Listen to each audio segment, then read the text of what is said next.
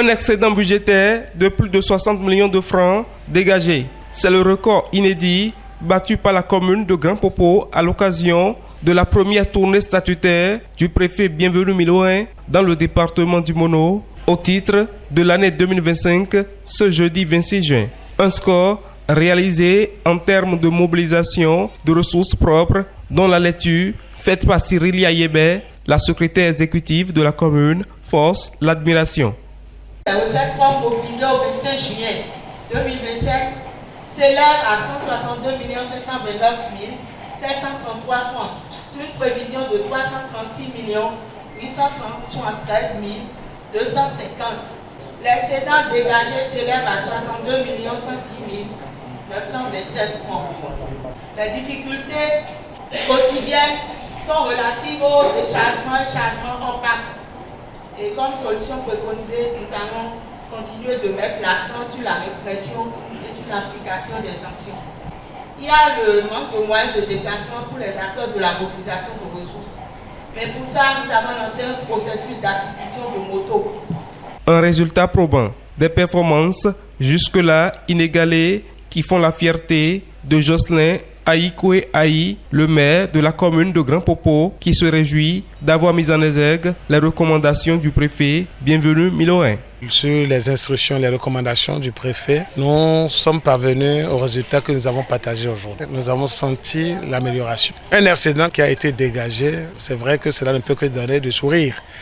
Mais nous n'allons pas nous asseoir, nous n'allons pas dormir sur nos lauriers. C'est au mérite de l'équipe qui a su qu'en fait, il faut se mettre ensemble, qu'il faut rester dans une poche pour pouvoir travailler. C'est un effort louable qui doit pouvoir nous fouetter encore beaucoup plus par rapport aux défis que nous avons en face. Le préfet, acteur initial de cette prouesse, ne manque pas de mots d'encouragement à l'égard des élites de la municipalité de Grand Popo et souhaite que le cap soit maintenu.